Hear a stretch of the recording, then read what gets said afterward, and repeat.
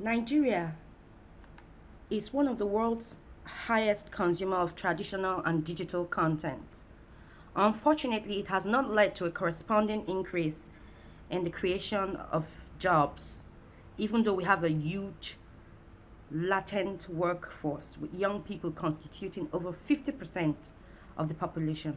Our market is dominated with foreign softwares and content, which is a huge drain on the economy.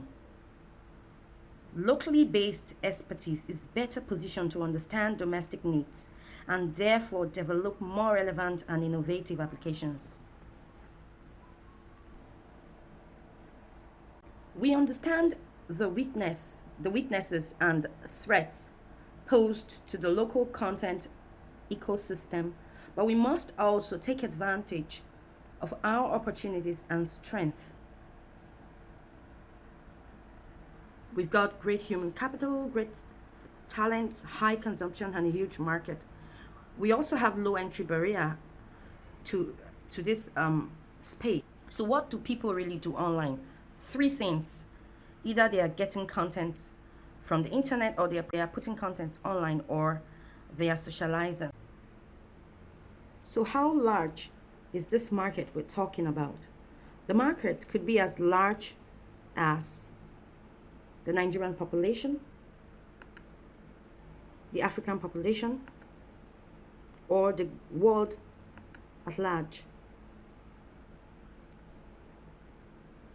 We have seen how Nigerian content are consumed worldwide, like the Nollywood content, for example, being viewed all over the world. In monetary terms,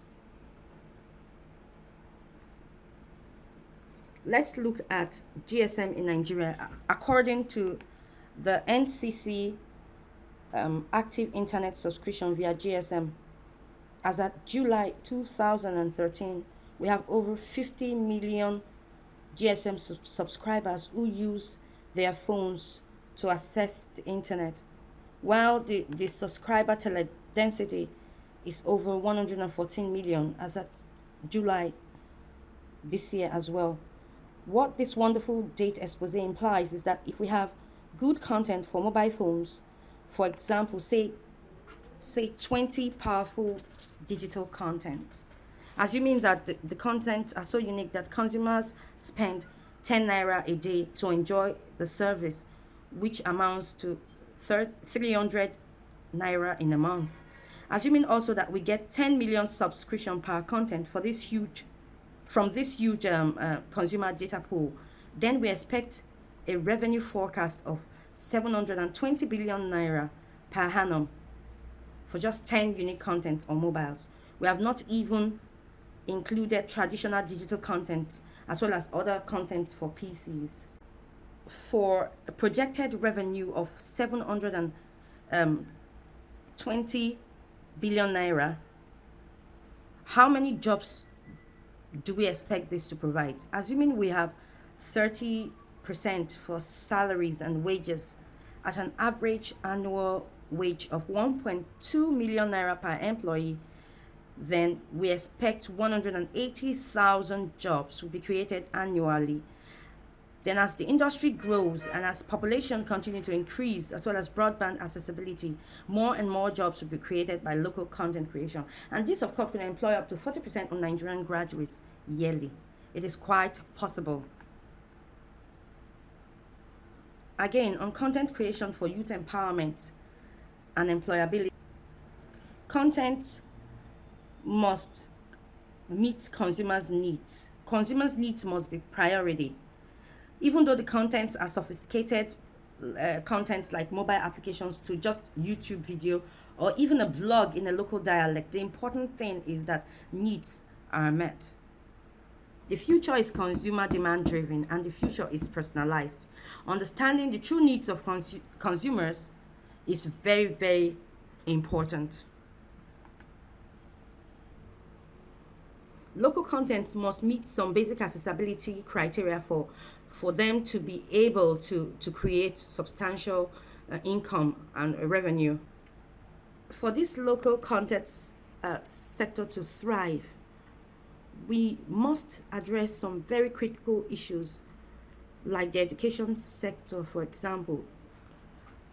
Infrastructures for good education has to be in place. The curriculum has to be dynamic and flexible to meet up with the evolving technologies. Institutions should collaborate with employers of labor in the various fields of study so that graduates will be job ready on graduation.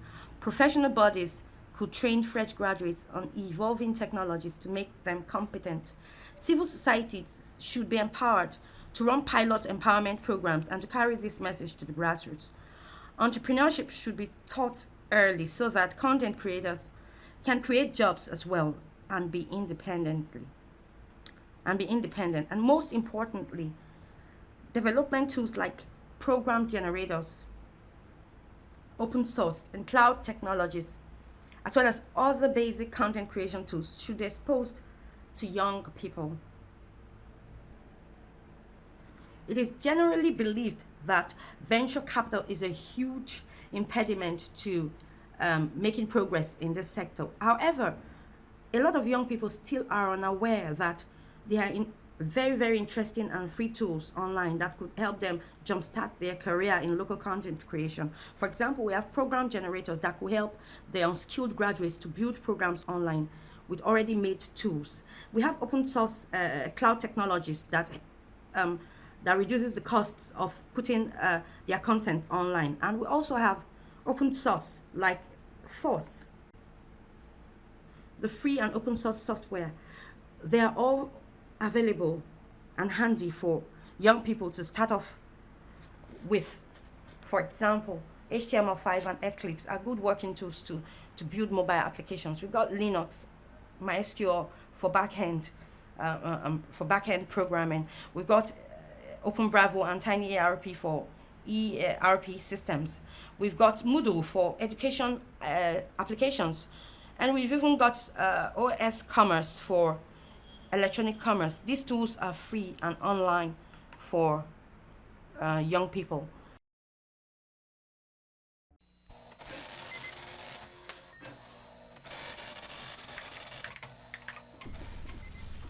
So I understand your name is Frank Donga. Is that correct? Donga. Okay, Mr. Frank. You're here for a visa application. Is that correct? No, ma, it's visa. I've already done the application. That's what I said. A visa application. Yes, ma. No, ma, the visa. I need visa. I apply online. What do you do for a living, Mr. Donga? You say? What type of work do you do? I'm a professional, ma. I'm a professional. And somebody that is a professional now. Any work. Why would you like to visit my country? Yes, ma'am. It's like, since when I'm small, I've always have it in mind that abroad is a place that anybody who's a professional, anybody once you get to a professional level, you go abroad, by the time you come back, your destiny is not ordinary again. So that's the thing. Because by the time, even as you understand, stay seated, Mr. no, ma'am, Donga. because I want to show you, as I was growing up, I have it in mind that when the time I travel to abroad and as a professional I come back, that's it, ma'am. Tell me why you'd like to visit my country, Mr. Donga. Because if you America is a place that any professional, he has to kneel down and pray. That once you go to abroad, America, you come back, your destiny is no longer the same. I visit all the important areas. Martin Luther King, Washington DC, all these people. Because you have to know them. Mr. Donga, Yes, ma'am. we give out British visas here, Mr. Donga. This is the British Embassy.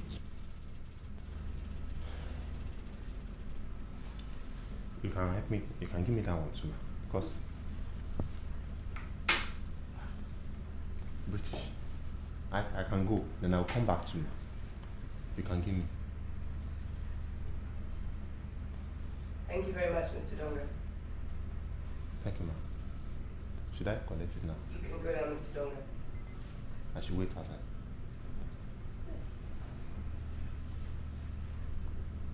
Ma'am, you say I should wait.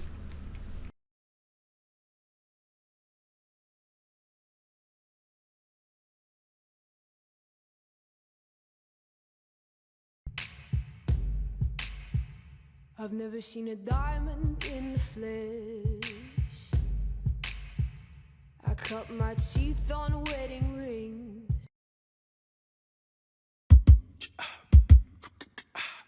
I've never seen a diamond in the flesh. I've never seen a diamond in the flesh.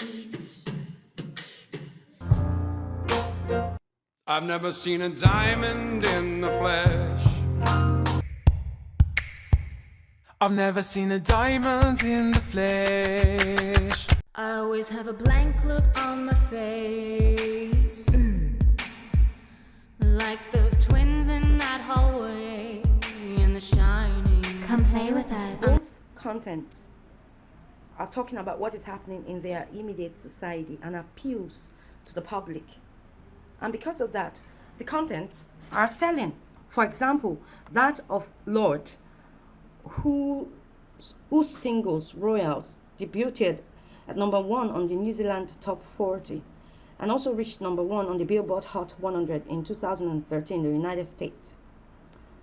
Got so much attention that a lot of people, young people, covered that song and are currently making a lot of money from it. For these young people who have covered Royals are making money in 3 different ways. Some of them are selling this music on iTunes. Let's assume someone who's gotten 15 million hits already and makes a sales of 1% for 1% of those hits. That's about 150,000 sales. And assuming is selling at $1, that's $150,000 within the space of 2 months. And some of these young people are skilled at internet marketing, and so they get paid when their videos are viewed by YouTube. It's amazing how such simple user-generated content can actually generate revenue.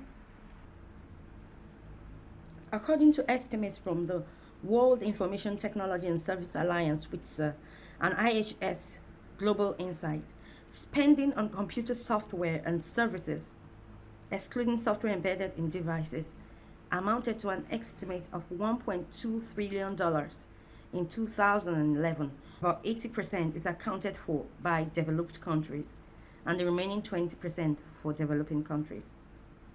If we must be globally competitive, then there are 10 trends that we might want to look at for. Number 1 is mobile device ubiquity. It is believed that very soon our PCs will become just like an ordinary printer, requiring usage once in a while. This means that content creators should begin to think and develop every content to suit our multiple mobile devices platforms. Broadband explosion is here.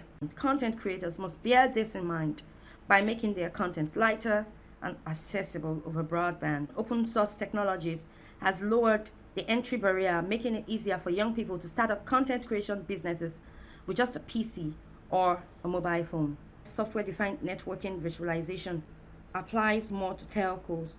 We are at the edge of SDN. Most of our operations are over the network. SDN actually entails pulling the intelligence of the network away from the hardware.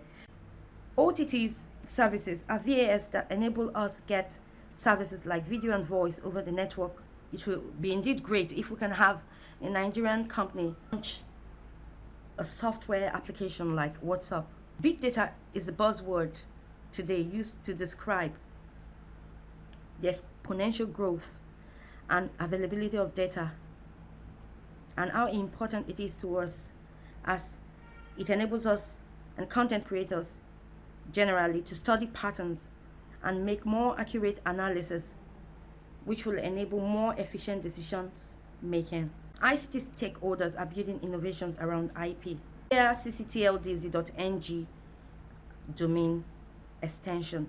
Although a lot of business people feel that having their websites hosted on Nigerian CCTLD domain kind of restricts them to the box. But however, today it's a metric used by the international bodies to measure competitiveness at the country levels on the internet. And so it makes us as a nation more competitive and have a more localized internet presence.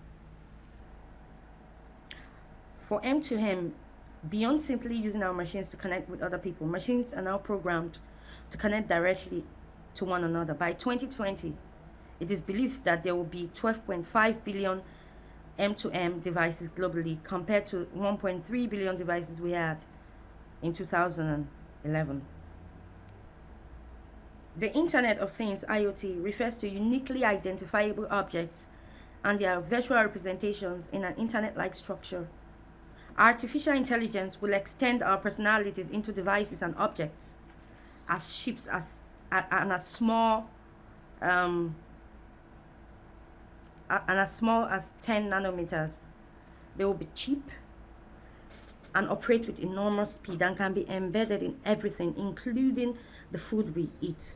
In future, even our thoughts will operate things.